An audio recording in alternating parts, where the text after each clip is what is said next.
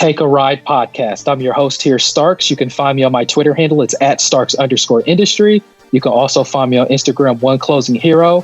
I'm not here alone this evening, morning, afternoon, wherever you may be in the fantasy world. I have LT the Sage running the wing at the 3 spot. How you doing today, brother? Yo, I'm doing good, man. Doing good. Glad to go over some information and kick off this beautiful game. Did y'all see Graham last night? I know I wasn't on the podcast, but did y'all see Graham? I saw Graham. Woo. Ooh, Teddy Grahams indeed had an excellent game last night. Definitely covered upon him yesterday. But you guys, real quick, check out newlifefantasy.com.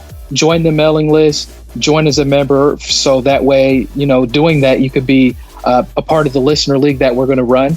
Let us know if you guys want to do a dynasty redraft or points format going into next year. Something to keep in mind. I did just drop an article here recently. We'll expand a little bit on it. Make sure you guys get on the YouTube channel. Sub-zero that subscribe button. Comment below. Hit that bell. It's dinner time, and make sure you give us a thumbs up. It definitely helps us out. As well as subscribe to the podcast, Take a Ride podcast, let your friends know. And we thank you guys so much because we are increasing the audience at a quick and fast pace, and we're pumping up the volume as quickly as possible. Not only do we cover fantasy basketball, we do cover fantasy football and baseball. We don't have any articles yet for baseball, but it's okay. And football season's almost over, so we're going to be more geared towards basketball. We do talk about the faith, about Jesus Christ as well. So with that being said, before I take that turn on them keys into the ignition, I want to at least advise you guys, we're going to talk about in this episode some recent news. And then on top of that, we're going to talk about some listener questions that I think the bulk of this episode is going to be upon. And then some other things that come up and surfaces up on this low slate of games on Thursday. So with that being said, I'm ready to take people on for a ride. LT, I'll pass you the ball there, brother. Appreciate it, brother. I got that ball. I'm about to take it up the court. We're going to start off with some recent news. Not a heavy recent news slate, but we are going to touch up on a couple of things. First thing is Andre Drummond. Looks like my man was trying to go keto and had a reaction to an avocado. So it looks like that's not good. So he's a game time decision tonight. Hopefully this doesn't hurt him in the long run, but you guys who are deploying the big man out there might be without him for tonight's action. Starks, what do you think about the big man eating something he shouldn't be? Well, real quick, I did get a report just now. It looks like he is going to start tonight. Nice.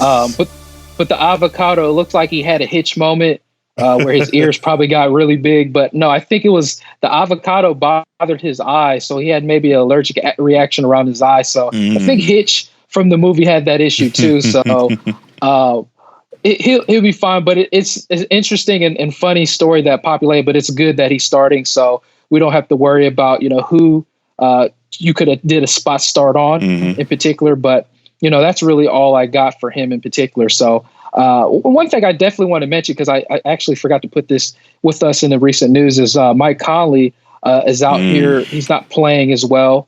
And he's having a rough season. And just to think about Mike Conley, I know that you have him on one of your teams, LT. I do. And you probably cut a coupon for him as well, too, because the thing is, he's an older player as a guard, but at the same time, he was putting up like borderline career numbers last year when he was in Utah. Now, or excuse me, not with Utah, but when he was with Memphis. This year, obviously, he's sharing the ball responsibilities with my guy, one of my boys there, Donovan Mitchell. So he's having a rough season. I thought Conley would play a little bit better than this. He's really struggling. He's on the struggle bus, but I'll pass you the ball. What's your thoughts on him in particular, actually, this year, man? Yeah, for sure. So if you're like me, you've cut a coupon on him on draft day. So you have a little bit more of wiggle room with him on waiting. He is a guy that right now is struggling. Right now, maybe having some issues. He had a couple of games where he has jumped off, but I was worried in the beginning because he was struggling very early on to score. the ball, not just turnovers with the new team, but he was having issues scoring the ball, and that's a problem because then you start thinking in your head like it's about that time where that regression's hitting all of a sudden. So I say hold for me in 12-team format specifically when I'm talking redraft. I'm talking 12-team leagues primarily. He's definitely a hold. In 10-team formats, we have a listener question later on where we'll be talking a little bit about that. But in 10-team formats, there may be other productive players that you could look at in on that waiver wire in a 10-team format if available. But to be honest with you, even in a 10-team, he's probably a hold to see if he can make a bounce back because his potential ceiling has lessened. But he still has the potential to kind of spark for you at any moment later down the stretch of the season and win some games for you. So that's what I think, Starks. And what's your overall thoughts? Yeah, thanks. I had to put on the mask there to look at some information in regards to Conley. You've seen that, but thank you so much for the breakdown on that. My overall thoughts on Mike Conley in particular is I am concerned in a dynasty format. Well, obviously, he's an older player.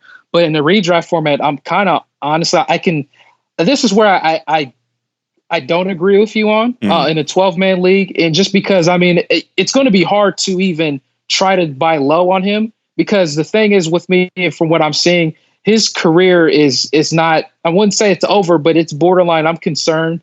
The steal rate that he's having currently this year, I believe it's at 0.7 steals this year. That is a career low. And one of the indications that I take when it comes to fantasy is you guys see and notice over the past few podcasts, I put a premium on steal rate on certain players. And Mike Conley, as you know, LT, over the years that we've been, bashing each other, going against each other as rivals in fantasy community, in the fantasy world.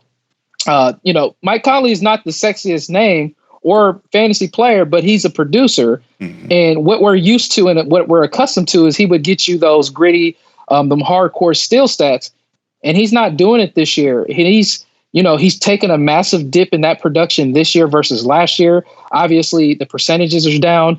His points, his attempts is down. A lot is down. And at the same time, what's also concerning is, he was ranked 27th last year in fantasy. Like I said, almost borderline career numbers. This year, he's ranked 195th. Now he has played better last week at 132, but that's not good enough in a week span for him. So do I typically buy low? You could, but my question is, what do you think you're going to get in return? Do I think it's for me to even say I'm scared to even think he could be a top 75 or 80 player?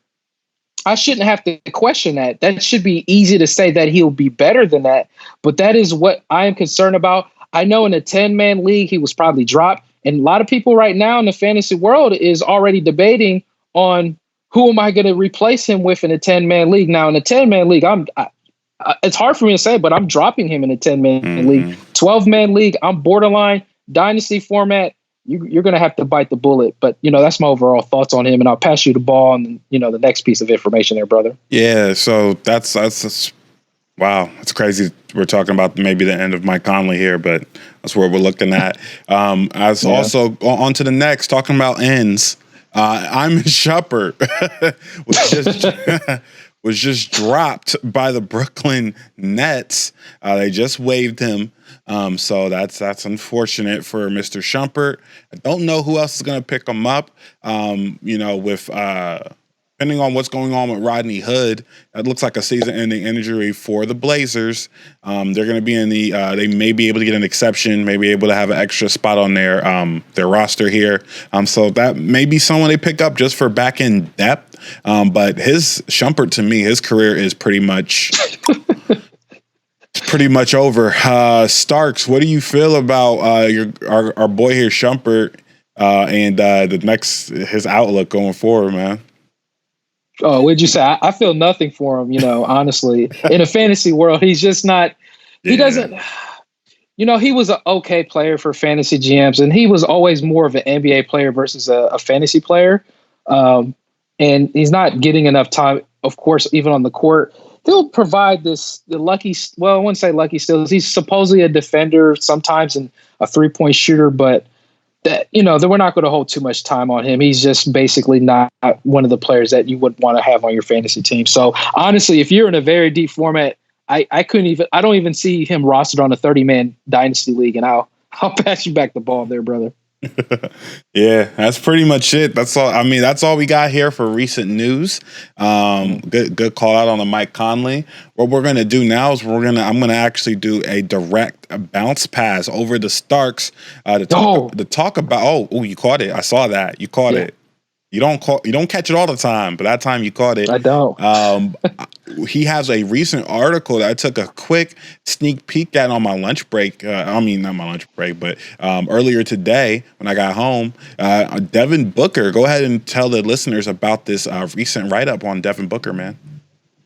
Yeah, so this Devin Booker write-up that I did was something that I thought it was important just because of, and this, and I'll give you guys a cheat code for those that listen more to the podcast versus reading on the articles at newlifefantasy.com. I would say still take a read.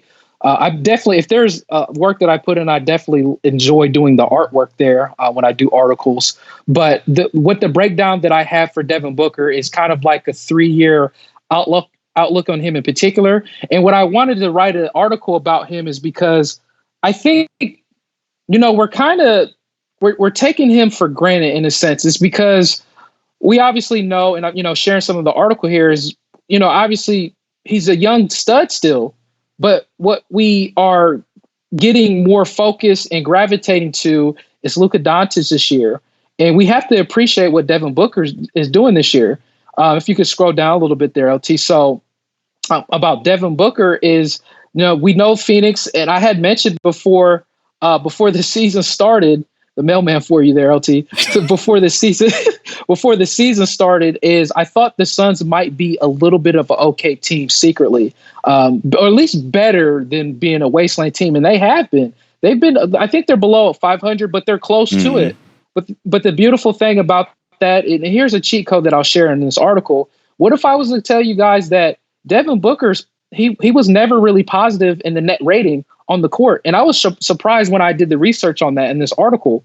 Now this year he's more on the positive, net rating this year. But one of the things the outliers is because Phoenix was so bad that pretty much the last few years, the last time, and check this out, the last time Phoenix was actually decent is when they had the Dragon, and that was like 9 years ago. So that's just crazy to imagine how bad Phoenix has been for this quite some time.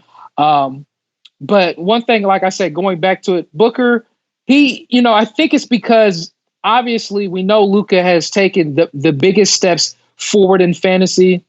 But one thing I definitely want to talk about in Booker in particular is he actually, surprisingly, he's taken some regression, but he's taken some progression as well too. The regression that he's taken, it's been more of the points categories, some of the steals and the assists. And honestly, I thought this was going to be the year that he could average at least a steal or more. I thought this was the year, but he's not.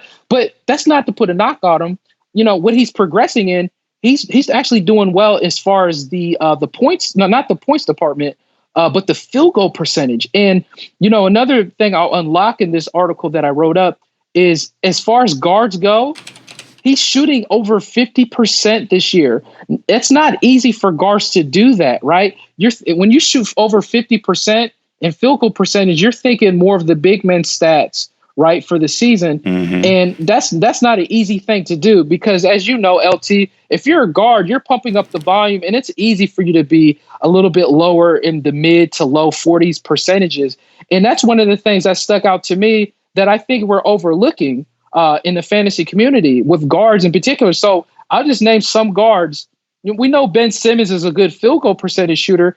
It's hard to consider him a guard, but obviously he runs the guard. So I had to include Ben Simmons in the article.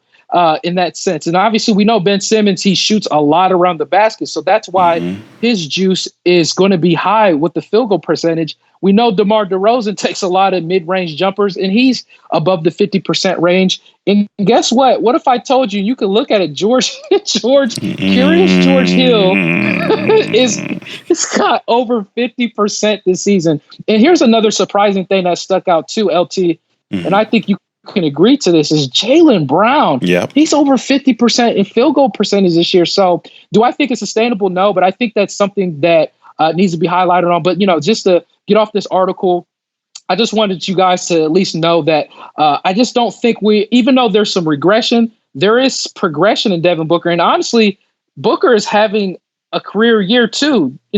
This is not to put a knock on him with some of the regression stats. Well, Ricky Rubio has been more of the guard there. We knew his assists would drop slightly, but Booker is still giving you good assists there.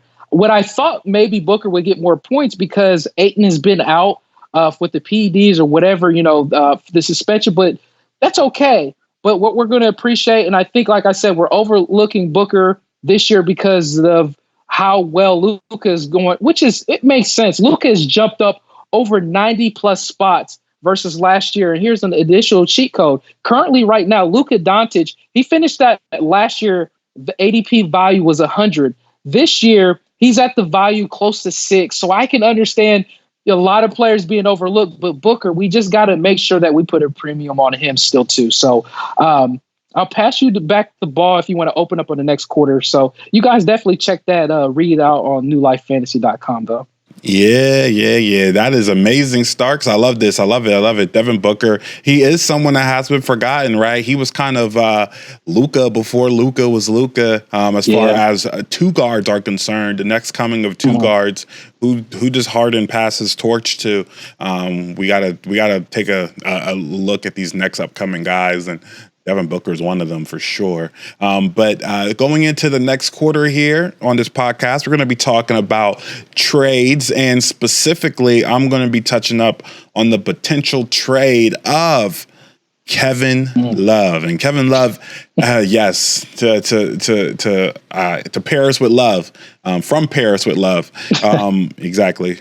Love is preferably, and that's why I'm going to be talking about it, wanting to be traded to Portland. And Portland is in need of another player. Melo's not going to cut it if they want to this year and next year. So if they get Love, what they're doing is they're pretty much hemorrhaging their future in order to get a year or two of a strong, solid team. And that's Kevin Love, Carmelo, Nurkic, because all the trades that I looked at, Whiteside has to be part of them, right? Whiteside has to be part of those trades. So Whiteside probably wouldn't be there. So it'll be Love, Carmelo, Lillard, and CJ McCollum, and eventually Joseph Nurkic when he gets back from injury. They're basically going to go all in on trying to get a championship while they have CJ and Lillard in there. On a fantasy level, if something were to happen for Kevin Love, Kevin Love stated specifically he wants to go to a contender. Doesn't mean he will go to a contender, but if Love goes to a contender that already has a solid starting lineup, that is going to hurt his value. So that is going to hurt his value. So I would keep deploying him as we get closer to more rumors. Keep your clippings, keep your different, whatever you utilize to keep up with news for the NBA. Keep track of it, because as soon as we know exactly who he may be going to, right away, we know the fantasy implications right away. Who's going to be traded, who's going to be traded back. But as far as the Portland Blazers are concerned, unfortunately, most of the trades I'm seeing involve Nazir Little, involve Anthony Simons. It involves a lot of our young guys on the back end. Yeah, I know, Starks. It involves a lot of our young guys. It does not involve, obviously, no one wants Melo, right? That's obvious. Yeah. So we can't use him as a chip in any of these trades. We do have first-round picks. So we do have first-round picks to play around with. A report just came out that a lot of teams, and when they mean a lot of teams, they mean probably Portland, was probably looking for, or some other teams are looking for, a first-round pick back from Cleveland because they're going to be absorbing Kevin Love's contract. So this is going to be interesting because if Cleveland wants a first-round pick, but they also want the other team to absorb Kevin Love's contract, and the only way for us to absorb that contract is to trade Whiteside. That's the only way for Portland to do it. So there is other teams that may do it just to try to put all their chips in. Lakers is a name that popped up. They would have to also trade some of their younger guys on the bench there. Kuzma might be someone that they're talking about that doesn't fit right now, who are having issues fitting with that Lakers team right now and performing and producing, might be part of a trade. But what I just wanted to tell the listeners is that Portland looks like the preferred destination. So if Portland is the preferred destination, Kevin Love does get, in my opinion, a little bit of a bump as far as his value if he goes to Portland. If he does not go to Portland, I'm not too sure about where his value lands, because there's a lot of power forwards that are pretty much in their roles across those other strong teams that he potentially wants to go to. But if he doesn't go to Portland, I would definitely, that I wouldn't mind having Kevin Love on the squad. But if he doesn't go to Portland, I don't know about his outlook. I don't like his outlook moving forward. And then I just don't, unfortunately. Portland is a perfect place. I think he's born in Oregon, right? Or somewhere. He's was raised in Oregon. I think it was Oklahoma. No, that's Blake Griffin. No, that's Blake Griffin. It says he was born in California, but he has some ties to Oregon. And so he does want to. That's like home for him. He stated that before. He stated himself that he would prefer to go to Portland. So keep that in the back of your mind, all my fantasy guys out there. If you want to know a personal request, I think we need to get as good as we need to get, as fast as we need to get, in order to try to win as soon as we need to win before Lillard decides to do what LeBron did and go join five. Yeah. Bye. He's going to be waving the Portland fans here soon. We have to, right? We have to.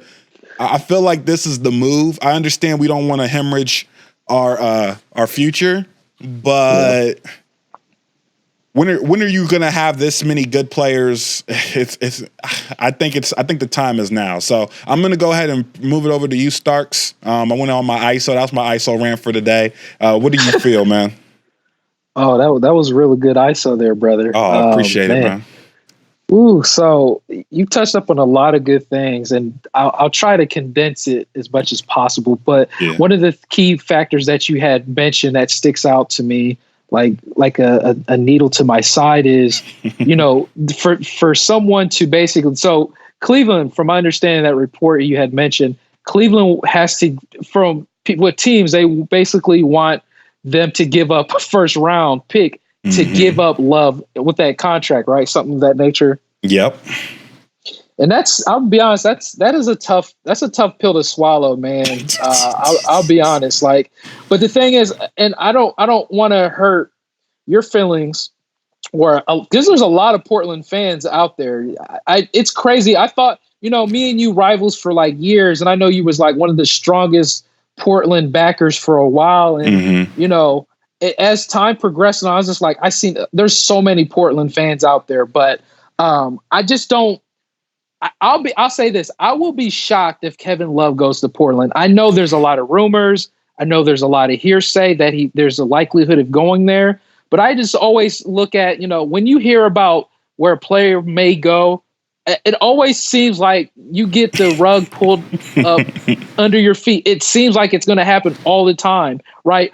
I can almost envision him not even going anywhere, right? Because it's just that situation in the first round. But if he does go somewhere, I don't know if I can envision. I hope I'm wrong. I'll say this. I hope I'm wrong, and and actually go to Portland. But I just don't think he'll do that. Now I meant to mention this.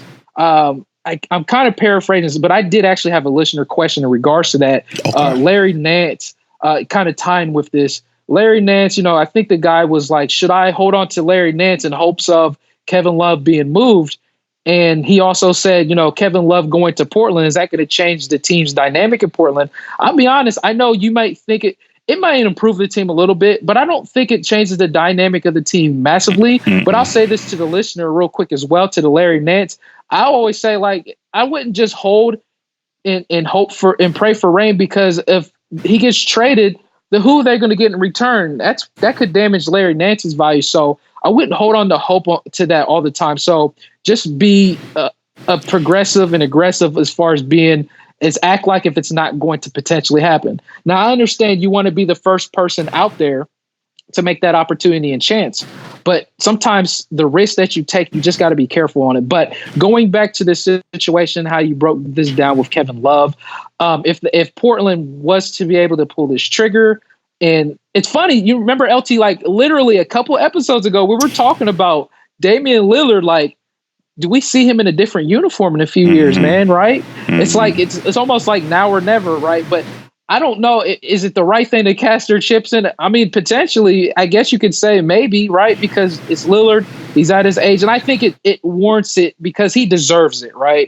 So they should put their chips in for him regardless. So having Kevin Love, I think, and here's the last thing I'll say. I think Nurkic, there was a report I think I seen earlier that he flew, I think who they playing, but I think he traveled with the team. So that's not meaning he's going to play, but that's at least a positive news that he's traveling with the team and maybe he's going to come back soon. So, that's my thoughts there, LT. I'll pass you the ball there if there's any final thoughts on this in particular, man. Yeah, a couple of things, brother. So Joseph Nurkic, he actually was reportedly doing on-court doing stuff on the court, shooting. As you see here, he actually is looking to get back on the court around the All-Star break, so February.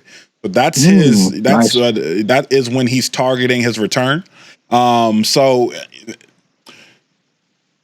I just based on that information, if the Blazers feel confident that he can come back I don't think he's going to be the same player he was immediately. But if he can come back at a decent rate, I hate to say this, but him, Melo, and Love, I feel like they actually do complement each other. Maybe not Melo. Maybe Love and Nurkic complement each other, I should say. Okay. That was always the thing. So for a couple years now, Love, we've been thinking about getting Love here in Portland, and he would just mesh with the team so well because of what he does, right? The role he plays, he can produce at a high level. He can score. He can score on his own. Lillard doesn't, we don't have to feed him the ball. He can, make plays on his own, and he's, competent from the 3-point line.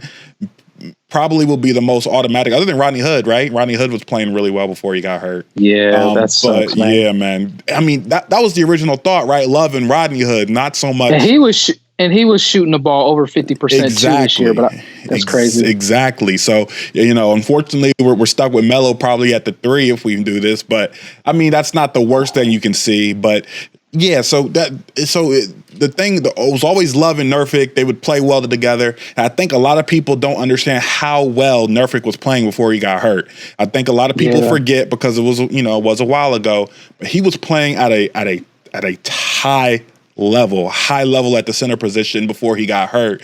So if he can get back to some of that, I think there's a lot of talking right now in Portland in that upper management about putting their chips in, man. Putting their chips in, doubling down, giving the fans a year, 2, maybe 3 years of a kind of high tier, high profile team, and hopefully we can win some championships or win at least one in that time frame. And then what happens after that, they'll figure out from there. But that's all I got for that one, Starks. Did you have anything to add, brother? The last thing I'll say is you're absolutely right with use of Nurkic. It's like, I think people may have forgot. I had to, put on my mask there again real quick. He was posting top 37 numbers last year, man. And that is outrageous. Like, that is amazing for this type of guy, a big man that, had in Portland. And they do the pick and roll so well with the big men there. So, man. No, that's all I got there. So we can go ahead and get to the next quarter there, brother. Yeah, averaging a double-double, one steal, 1.5 blocks per game at that point, 50% field goal percentage. Gotcha. He was a 77% from the free throw. He was just killing it. I remember because I was watching. I was like, man, I can't. When he went down, I was like, oh no, and I can't believe we went that far in the playoffs without him. To be honest, who was it? Cantaloupe. Yeah, and this Canner was. And then he decided he couldn't eat for a week, and that's where it went all. Canner burgers, man. Yeah, Canner burgers. Then he decided he couldn't eat for a week, which I understand. I respect his religion and thoughts. But when you play a sport like this, the worst time for you to decide that you can't eat any food is throughout the playoff series where we need you full of energy. So yeah. Anyways, we're gonna move on to the next quarter here on listener questions, and I'm gonna go ahead and shoot some questions out to you from the listeners, Starks, and we're gonna give our opinions on those.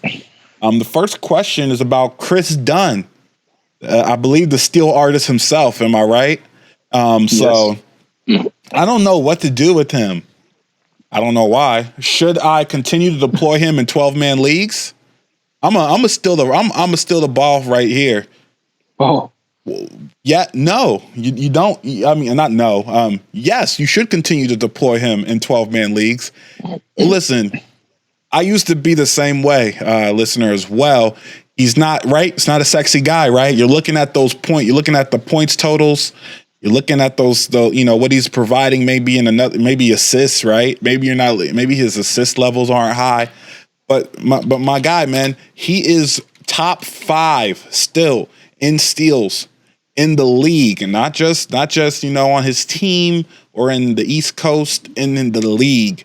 What does that mean? That means that he's up there with other superstars. You're getting superstar steal level at a premium. Okay. At a discount, right? At a discount.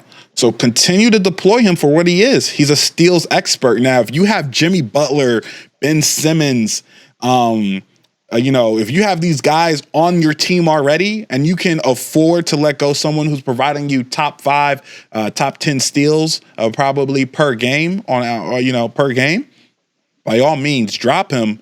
But in my eyes, he is, especially if this is a redraft league, category league, he is so important to get those steal categories for you week in and week out. But I'll pass the rock over to Stark to see what he thinks, man.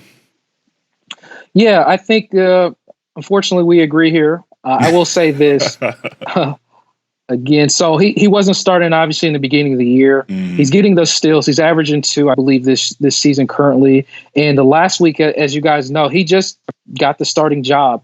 And before, he's been averaging around the 20-ish minutes range. The last week, he's been around the 25 minutes range. And averaging 2 steals a game is, nothing to take lightly. But the last week, he's 2.3 steals a game. So, and that's to give you that value of top 89 value player. So just imagine if this guy did get 30 minutes a game. Obviously, it's going to be extremely hard, but that's the main thing that we're focused on is you're going to get the steals from him. He's not going to give you any other category that is basically a plus value in per se, which is good, potentially damaging for your soul. But what is not damaging to the soul is those steals, because again, steals is just not at that high rate and high clip. It's not easy to get. So in a 12-man league, if you're able to hold on to him, I definitely would hold on to him. Definitely. I agree. We're going to go on to the next listener question here. And it was after Kevin Porter Jr.'s good game, is he worth rostering in a 14-team league? 14-team league. Starks, on you. Well, that would always, if I would say this, the only way you should have him at least rostered now on your team in a 14-man league is if you are in a safe part of the standings. I can't just take that. You got to take that game with a grain of salt. I do love Kevin Porter Jr. I know I've mentioned, and LT knows, and the White Knight knows, I've talked about him like every other episode, it seems, because he's more of a dynasty format guy that I'd like to have in a redraft 14-man league. Again, you got to be high in the standings because there's going to be a lot of inconsistencies, especially with a rookie. And we don't know. What could potentially help him is Kevin Love being moved. But again, if Kevin Love gets moved, I always say who could they potentially get back in return? And that's what could damage his value. But I will say this, around the closer to the end of the season, we can expect a nice spike in production of minutes, because that's what's going to juice this guy's orange as the season progresses on. So if you're capable of taking a flyer on him now in a 14-man league, go ahead. But I'd say it's a little too rich right now. What's your thoughts, man? Yeah, man. So I'm going to just give the listener a little insight into how into how you should be looking at as an owner, right? Kevin Porter Jr., if you are big on Kevin Porter Jr., I'm not going to stop you from picking him up, deploying him, keeping him. If you believe in him, hey, your Sage Eye is activated. You're ready to go. Deploy him, man. What I am going to tell you is that the one game he did do good in, you got to look at who he was playing and what type of shots he took. They were against Houston. Houston is known to inflate fantasy numbers, okay? They're going up and down the court. They're shooting threes all crazy, and you know when teams play them, they feel that they start feeling good, and they start doing the same thing.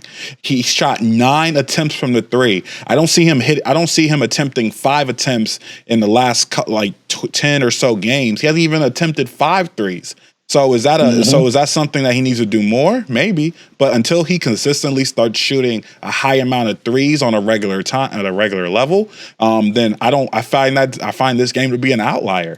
The other thing is he had 3 swipes. That added some value to this game. And again, against Houston, everything's frantic. You're going to get probably a little bit more swipes than usual. I want to see him do this a couple more times with a couple more minutes added and allocated towards him to see if he can produce it at a high level. The issue about the Portland to Cleveland trade thing is that if the trade does happen, I would imagine that Nasir Little or Anthony Simmons, if the trade does happen, those players are going to be part of they're going to get somebody, either Gary Trent Jr. Or Nasir Little, probably may even get both. Nasir Little would definitely cut into Kevin Porter Jr.'s time frame. Excuse me. But so I like him. I know Starks likes him in dynasty formats. If he's your guy, if you feel like he's going to be the next guy, deploy him. Believe in him. Don't listen to us.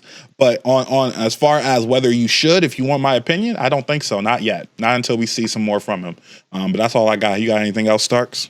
No, yeah, that was good. Last thing I will say is, his usage rate has bumped up 3%. That's massive within the last 2 weeks. So they are typically trying to use him a little bit more. And honestly, he's been inside the top 100 last week. Again, we still think that this is still obviously a little premature, right? But as the season progresses on, I think he could be a solid contributor to this team. As of right now, I can't, believe that it's going to be the end all be all. Well, not this. I wouldn't say the end all be all, but I don't think he's going to give you this production currently right now. So I'll pass you back the ball on the next question there. Yeah, definitely. So the next listener question, this one's a funny one. Should I convert to ESPN from ESPN Fantasy to Yahoo Fantasy Basketball? Because Kendrick Nunn just got the eligibility added of point guard and shooting guard. I'm going to pass this rock over to you, Starks. What do you think about that question? Yeah, heck yeah, you should, man. It's okay. Listen, ESPN, it's funny. It's not the first time. It's been probably about 3 years 2 to 3 years. I don't know, 2 years since I played the ESPN league. ESPN is okay. I just like the thing about Yahoo, and as you guys can see, LT the Sage, he utilizes Yahoo like through the YouTube channel, right? I think it's just because we almost bleed Yahoo, unfortunately. Mm-hmm. Like Yahoo is just, the interface is very friendly. That's not to say ESPN doesn't have a friendly, fan favorite face of it, but I don't know. It's just something about the interface at Yahoo that gets me going. In particular, they make nice updates and tweaks throughout the year. It's not to say ESPN doesn't, but I don't know. It just seems better.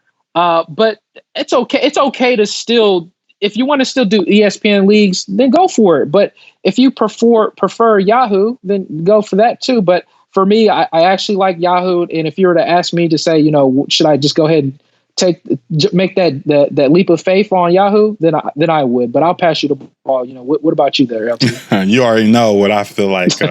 But there's a tier list, right? So there's a tier list, and I'm not saying that ESPN, if you're in an ESPN league, that you're not like a serious fantasy player or fantasy contributor, because there are serious ESPN leagues, but you can just tell by the percentages of owned players in these three leagues exactly what tier list these leagues are in, right?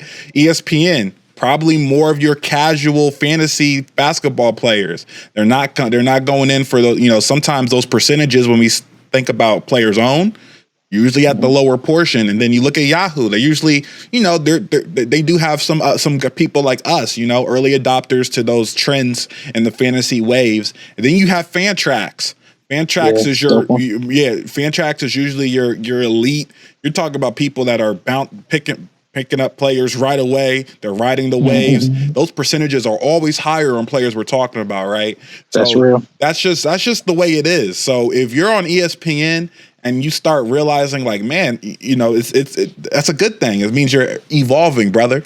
Just start, you're evolving. So you're like, maybe I need to go to Yahoo. It seems like, they're up and up on more things, and that's true. So just keep your eyes out for that. I would switch to Yahoo. Yahoo's a good middle ground. Even look at Fantrax if you really want to dive in to competitive fantasy basketball. Fantrax is great. Their layout's a little different. It's not something I'm used to, so I just go with what I'm used to. But if I were to change up from Yahoo, I wouldn't go to ESPN. I would go to Fantrax. So that's my thought process. That's a good point. Last thing I was going to say on top of that is, that's especially in Dynasty GMs that, I customize and really have the specialization when it comes to Dynasty formats. You would do Fantrax, but what I like to always do is host it on Excel sheets. That way you can manipulate the system and then just roster and put them on Yahoo. But real quick, what's funny, LT? What if I was to tell you this? And this is really weird because I was surprised about this survey and report, and this is true. Last year, ESPN was more popular than Yahoo last year. Oh, wow, it's crazy to say that, brother. Yeah, so, but, Yahoo was close, but it was still ESPN. But I just wanted to mention that, and I'll pass you back the ball there if there's another, more questions there, man. Oh, yeah, and definitely. So the next listener question is, I love Dunkin' Robinson. I'm just kidding. Duncan Robinson, is he going to be one of the best? I wasn't joking, actually. Is he going to be one of the best waiver wire pickups? Starks? I'll pass it over. No.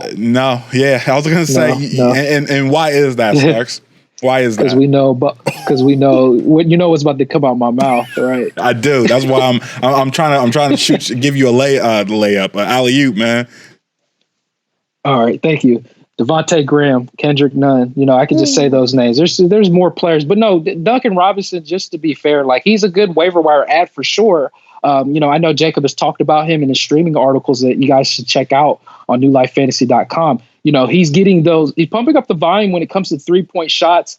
And honestly, as me and LT, we juiced the orange so hard in Miami Heat. I'm gonna be honest with you, LT. I want a piece of anybody almost in that starting lineup from the Miami Heat. That Miami Heat offense is no joke right now, and he's benefiting from it. Now, there's certain players, obviously, as you know, I won't.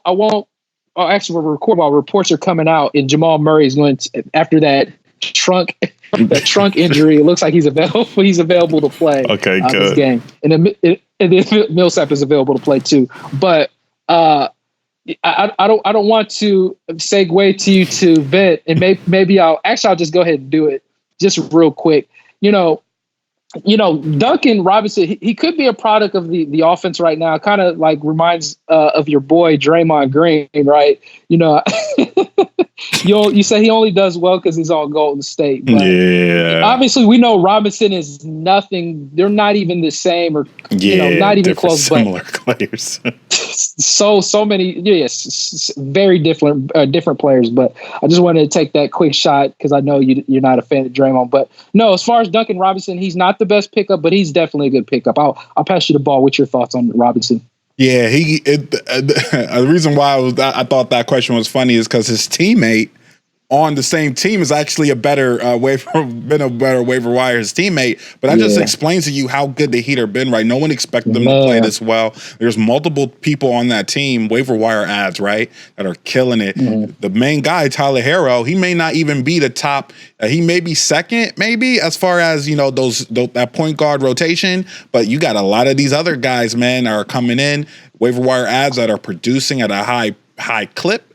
And it's crazy what the Heat have done this year, man. I think Starks, you posted up, maybe you posted about this on Twitter, but their game with the Lakers has been bumped up, I think, to be viewed on Friday. So they whoever was supposed to play on Friday couldn't cut it, and now the Heat Lakers game is going to be televised on national television, and that just I can't wait. That just shows you how good the Heat are playing, where they're bumping up their games right to prime time. So they're going to be playing. That's going to be an interesting game to watch.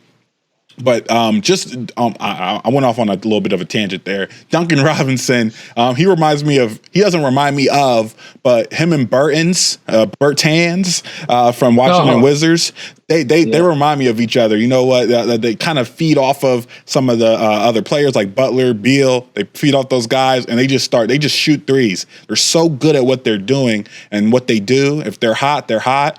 14 3 attempts in the last game from Dunkin' Donuts. You can't. That's Klay, right? Klay Thompson. Look at these numbers. Look at these 3 attempts. Klay Thompson attempts right here.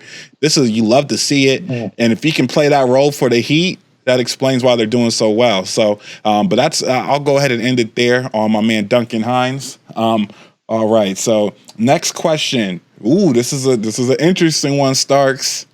I'm really interested in what you're gonna say. So one of our listeners has a 9-cat, 12-man league, and he's stating, should he pick up Mikal or keep Mikal Bridges, or go for Tim Hardaway Jr., Garlic Jr.? And how deep is this format? 9-cat, so we got turnovers added in there, and a 12-man standard league. Mm-hmm. Oh man. Mm-hmm. Oh. Well, long term, I'll just put a quick Dynasty. I mean, Mikal Bridges Dynasty redraft, because it seems like it's redraft, like you said. That's tough. Well, I mean, if you're in a position that you need wins, I can't believe I'm saying this. You're going to rely on Garlic Jr. right now, Tim Hardaway Jr. For right now, because Mikal Bridges. I mean, the talent's there, but Phoenix are not really. They're using him, but not really utilize him. We know about Kelly Oubre is doing so well, and he's barely getting the minutes as far as Mikal Bridges on the court. And as again, Tim Hardaway Jr., he's been putting up, inside top 30 production within the last 2 weeks. Do I think it's sustainable? No, I don't. Not at all. Again, we talked about this. He's like a 3 specialist in points, and that's it. As far as Mikal Bridges, he is a potential stat filler where he can get you those hustle stats with steals. He even gets you some sneaky rebounds and assists from time to time. But if you're not getting time on the court, then unfortunately that is the unfortunate turn in events. And right now, since he's not getting the minutes, he's played a little bit better recently. But as far as Mikal Bridges go, but I got to go with Tim Hardaway here for the temporary. But for the long term, if you're able to roster and hold on to Mikal Bridges in the top standings in the redraft, then it might be closer. But that's where I stand right now, man. What about you?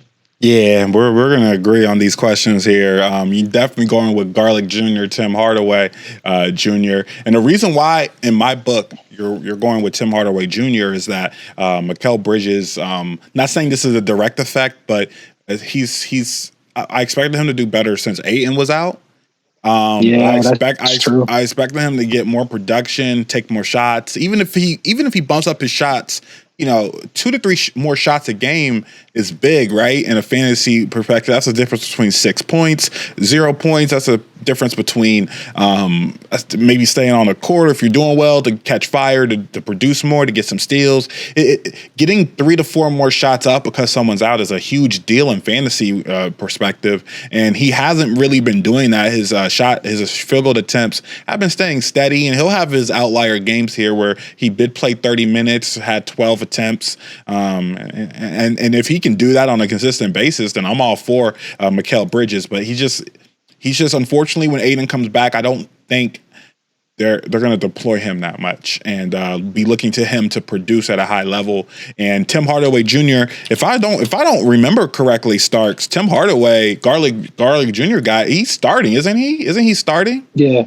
He's starting. So It's not even a thought, really. If you're able to pick up Tim Hardaway as far as he's being healthy and available in your leagues, I would deploy Tim Hardaway Jr. And go from there. Don't look back. You are going to miss some steal productions, maybe a little bit, but to be honest with you, I think Tim Hardaway is the way to go.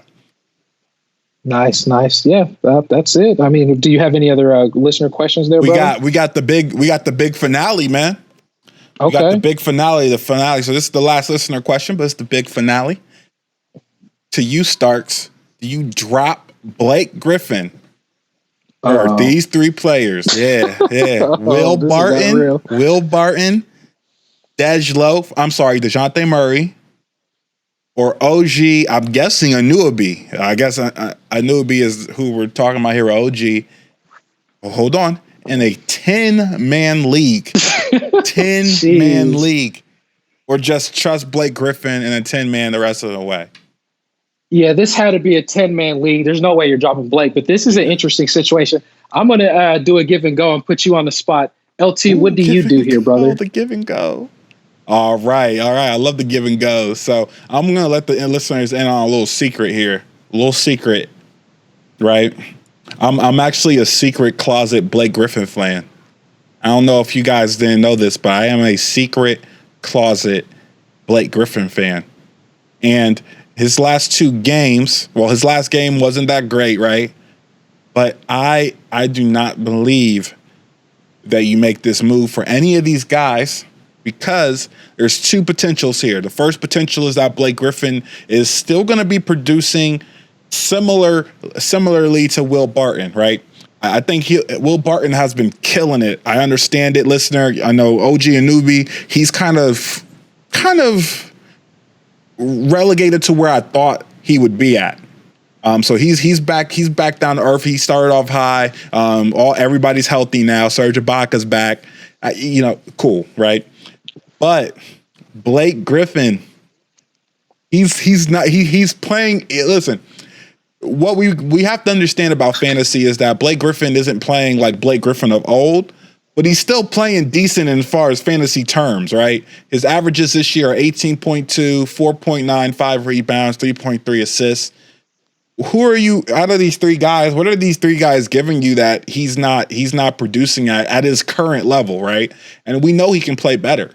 So I would hold Blake. I would hold Blake in a 10-man league if these three guys were available.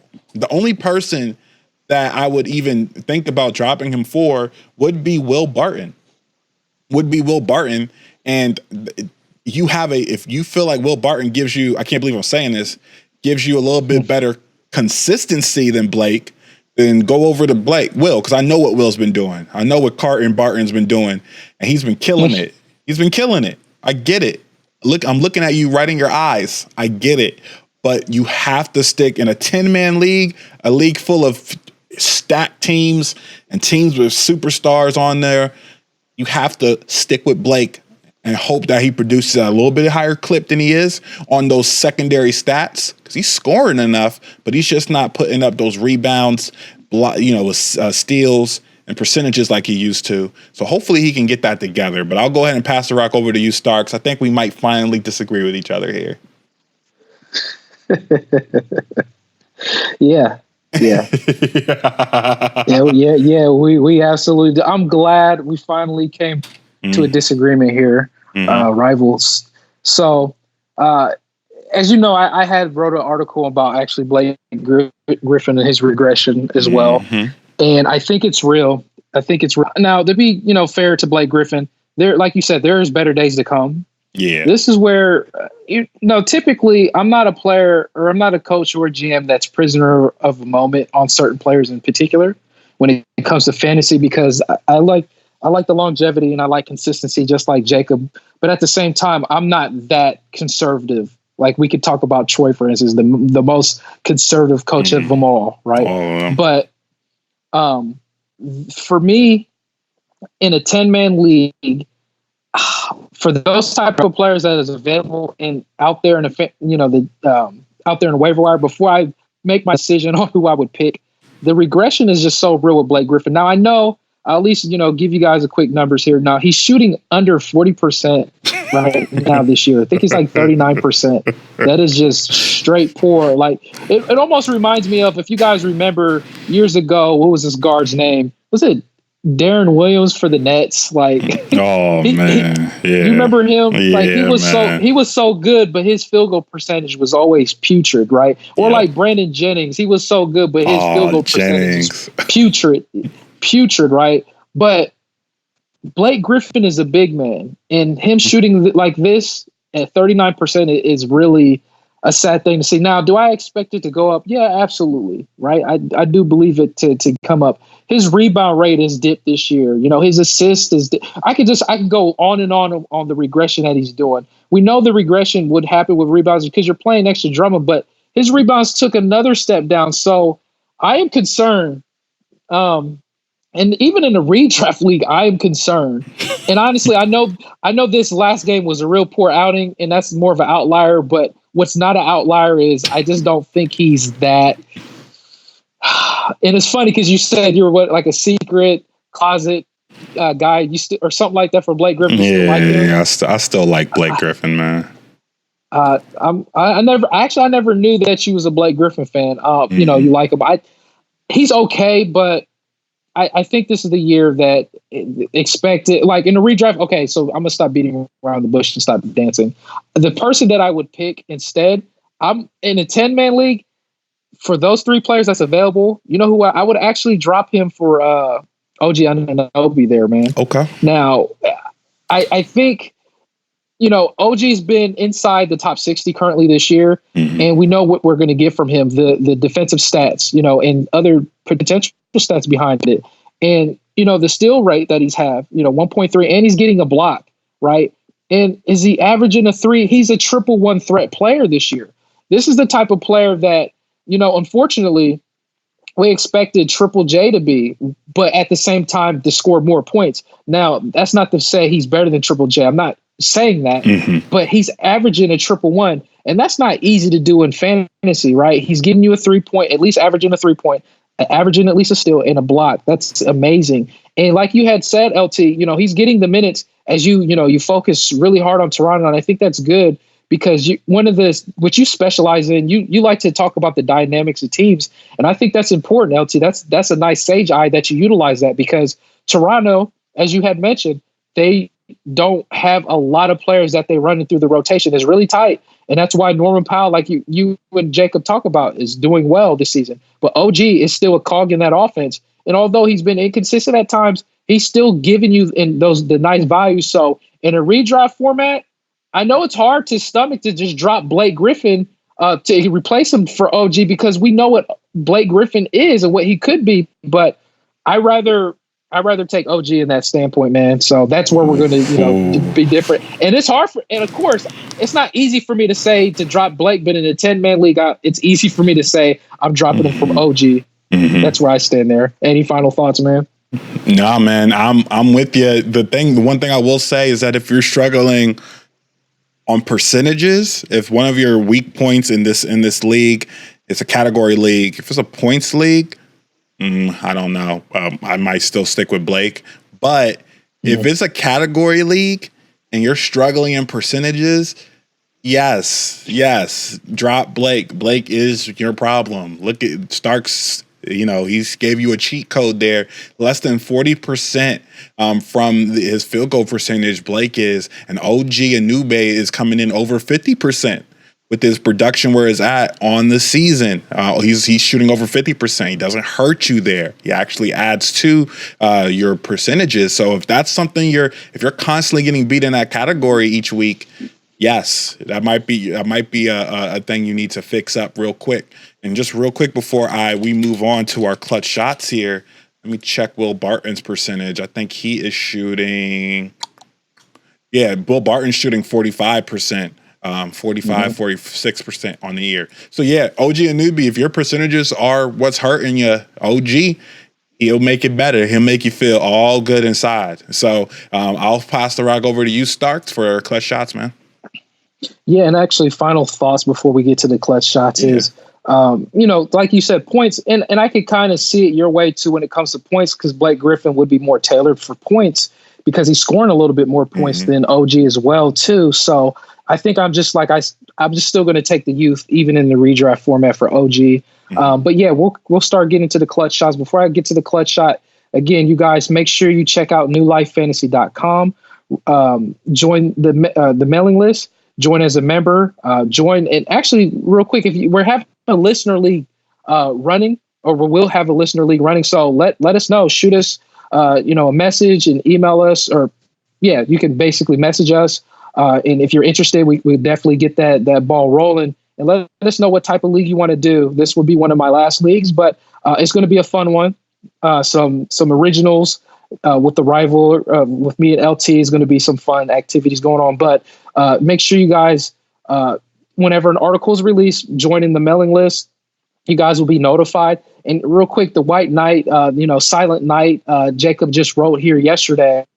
You guys check out that article. That's a deep article, about 7 minutes long, to give you an idea. Some silent players, man, that has been doing well within top 100, top 150 players that's under the radar doing well. And even players, I believe, after 150 that's doing well that you guys got to check out, for the Christmas time.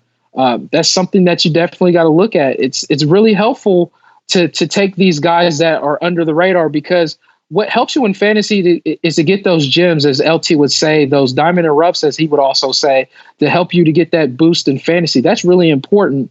And these type of players like Kevin Herter, for instance, he could be a league potential winner, because I know in a shallow league, realistically, he was probably dropped. But I think he's going to have some strong production at the end of the season. So guys, check that out. Make sure you guys, check out our YouTube channel that LT is putting the hard work in. Sub-Zero, that subscribe button. Also, comment below, hit that bell. It's dinner time, and at the same time, give us a thumbs up on YouTube. It definitely helps us out. It makes us help us to continue to grow the brand, and as well as comment on those again. Let us know what you want to see on the future episodes, and we'll try to put it together. And make sure you guys subscribe to the Take a Ride podcast. Help us out. It definitely keeps us keep things going for us. So I will pass you the ball there on your clutch shot. I'll let you be the first, and then I'll take a clutch shot unless you want me to do it first, man. Oh, no. My clutch shot is I'm glad you touched up on it. One of my clutch shots was going to be talking about our guy, the White Knight, coming in with the Silent Night article just yesterday. I know he hasn't been on here to promote it on the podcast, so we're going to do it for him. This is a beautiful piece of, before the end of the year, review over, like he states in here, review over your teams. Look over your team, see what you may need. And right here, my guy, White Knight, gift wrap. Look at that present. Looking real, yes. It's looking real nice for you with pine cones, even the fake pine cone, or maybe it's real. Who knows? What's real is that you may need to switch some players around. Look at some players that are available on your waiver wire that could be potential top 100 players and right outside that 100 area, like Jay Crowder. Clam Chowder, my guy. Keep an eye out on Jay Crowder. I can't believe I'm saying this, but Curious George as well. He's right outside the top 100. But hey, guess what? He's producing for some odd reason. And then Larry Nance. Potential with Kevin Love being moved. Maybe he gets the minutes he deserves and gets, becomes one top 100 player. And then Norman Powell, we talk about him recently a lot, but he's right outside the top 100. And, is he inside the top 100? I think he does. I think he continues to be around where he's at right now for the rest of this season. So if you don't have him, or if he's available in your leagues and you have guys that are outside the, 200 potential, here's your cheat code. Pick up Norman Powell, and that already your team is boosted. So just take a look at this article. I just can't believe the quality my guy White Knight puts into these things. It's amazing. Even has for Joe Ingles down here, even has a Christmas reference. Hold on, where is it? Here it goes. Joe Ingles, Ingle bells, all the way. Come on now. You can't beat that type of stuff. That's classic. That's classic, right? I might let them have it when we're back on the podcast. But yeah, so that's my clutch shot, man. Take a look at these articles. They're there to help you guys produce at a high level on any type of league, whether it be ESPN, Yahoo, or Fantrax, to take that next step. So I'm gonna go ahead and pass that rock back over to you, Starks. Yep. So thank you for that. I was gonna say my clutch shot here is, like I said, expect LT's to Sage. He's going to have an article here soon, and it's going to be interesting. And I'm working on Dynasty Fighter. That's going to actually take me a little while to do because that article's always took me a long time, but maybe it might come after Christmas, but I'll do the best I can. But my official clutch shot is I want to I love you listeners, man. I'm sorry. You guys really get at me really hard, and I do apologize when it comes to pronunciation, or if I spell something wrong. Thank you. Just let me know and help me out. So if I make a mistake, I want to correct it. So I spelled granted wrong. Like I spelled it like The Rock, granted. I said, when you take Devin Booker for granted. Like literally a couple people came at my neck. It's like, yeah, come on. I got like a YouTube video sent to me. And I had to send you the link, LT. It was pretty funny. And then there was another guy that's like, you spelled it wrong. So listeners, I appreciate that, keeping me on my toes and making sure that I'm a professional. It wasn't on the article, I don't think, but it was just a tweet that I put in. So. Okay. Gotcha. So listeners, again, love you guys. You guys can follow me on my Twitter handle. It's @Starks_industry. You can also find me on Instagram, One Closing Hero. If you guys have any questions, just ask me and I'll get to you at a prompt time. LT, where can they find you at there, brother? Yeah, you can find me at on Instagram _Sage Network _. You can also find me on Twitter at Sage Network X. I'm willing to answer any questions. If you have anything that you want to know, shoot me a question at any time. Also, I'll go ahead and do the commercial for Jacob White Knight. You can find him at Twitter at ain't done yet with 2 N's. And he's also willing to take your questions. I know I see him and Starks posting about questions all throughout the day. Even Jacob even puts some good old videos and stuff here. And we got Die Bully showing that he's all up. Look at that, locking it up. Yeah, what a man. So I am looking for him to get more minutes. But yeah, there goes my information. You guys have a great night, and I'll switch it over to you, Starks, for the close. All right, guys, we thank you so much, listeners. God bless you, love you. With that being said, have a good evening, morning, afternoon, and take a ride.